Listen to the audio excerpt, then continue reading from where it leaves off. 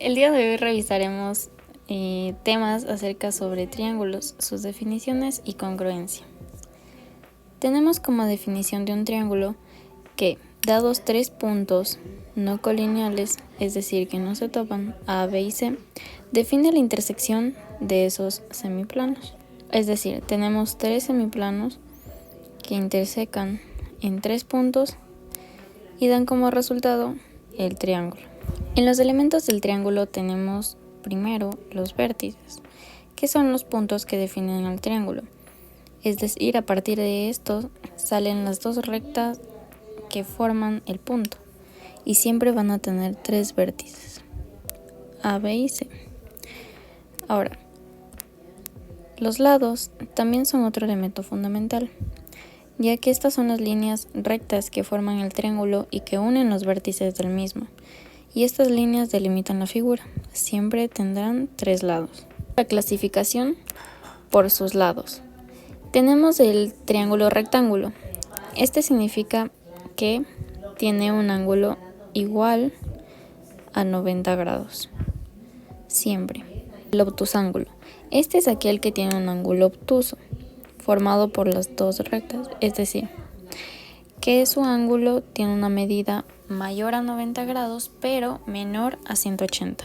Y en el equiángulo tiene sus tres ángulos congruentes, es decir, que estos tres ángulos tendrán la misma medida. Ahora veremos la clasificación por sus lados. Entonces, tenemos que el triángulo escaleno no tiene ningún lado congruente, es decir, todos sus lados de diferente medida. El ángulo equilátero, por otro lado, es de aquel que tiene sus tres lados congruentes, es decir, sus tres lados tienen la misma medida. Y el ángulo isósceles es aquel que tiene dos lados iguales, pero uno diferente. Puntos y líneas fundamentales del triángulo. La mediana. Este es el segmento que une un vértice del triángulo con el punto medio del lado opuesto. Y la intersección de estas tres medianas se llama baricentro y es representado por la letra O, la bisectriz. Este es el rayo que corta el ángulo en dos partes iguales. Y la intersección de las bisectrices de las tres forman el incentro. La bisectriz externa, por otro lado, es el rayo que divide a un ángulo exterior del triángulo en dos partes iguales. La altura es el segmento perpendicular trazado de un vértice cualquiera al lado opuesto. Un vértice cualquiera hacia el lado opuesto. Y la intersección de estos tres semirrectas se denomina ortocentro. Y finalmente la mediatriz. Esta es la recta perpendicular levantada en el punto medio de un lado cualquiera del triángulo. Es decir, esta línea, el vértice con la línea del lado opuesto forma un ángulo de 90 grados.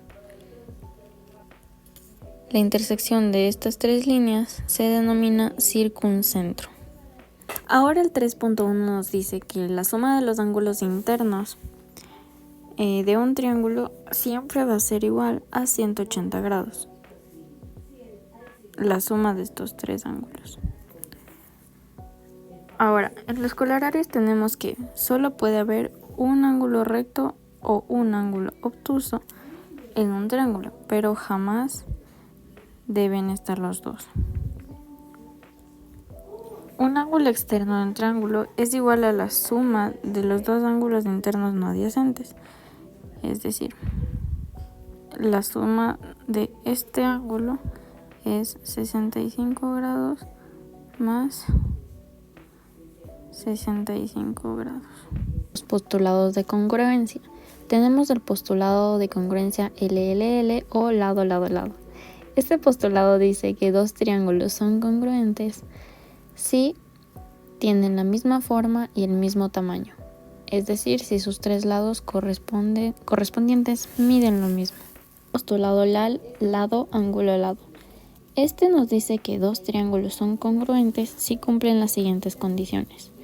Primero, un lado del triángulo es congruente al otro y se lo representa con una rayita.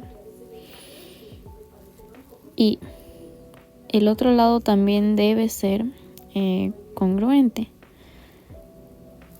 Y el ángulo comprendido entre estos dos lados tiene que ser igual. Entonces, los lados deben tener la misma medida, al igual que el ángulo comprendido. El postulado ángulo-ángulo-lado. Este nos dice que dos triángulos son congruentes si se cumplen las siguientes condiciones. La primera es que dos ángulos del triángulo deben tener la misma medida y también un lado correspondiente debe ser congruente. Teoremas referentes al triángulo isósceles. El triángulo isósceles, recordando, es aquel que sus lados opuestos son iguales. Ahora en los colorarios tenemos que los ángulos de la base son congruentes, es decir, estos de aquí. Como segundo colorario tenemos que dos ángulos iguales implican dos lados iguales, es decir que a partir de estos dos ángulos tenemos dos lados iguales. El tercer colorario nos dice que un triángulo es equilátero si y solo si es equiángulo. Esto quiere decir que todos sus ángulos tienen la misma medida. Como cuarto colorario tenemos que si una línea es altura mediana, quiere decir que va del vértice a la mitad del otro lado, y es bisectriz a la vez, es decir que mide el ángulo en dos partes iguales, el triángulo es isósceles. Teorema 3.3 para el triángulo isósceles. Este nos da como condiciones que dos bisectrices laterales congruentes, es decir, estos dos bisectrices van a ser iguales. También que dos alturas laterales son congruentes, es decir, la altura que va desde el punto A hasta y desde el alfa y desde el A hasta el alfa. Y también dos medianas laterales congruentes. Las medianas parten desde el vértice hasta la mitad del lado opuesto. Entonces esta va a ser lo mismo que esta. Teoremas referentes al triángulo rectángulo. El colorario del teorema 3.4 nos dice que en un triángulo rectángulo el punto medio de la hipotenusa está a la misma distancia de los tres vértices. Este punto medio es el circuncentro del triángulo rectángulo. ¿Qué era el circuncentro? Era la semirrecta perpendicular que pasa por la mitad de cada lado. Es decir, perpendicular. Entonces, este es nuestro circuncentro. Y a partir de este punto, al formar una circunferencia, pasa por los tres vértices de nuestro triángulo.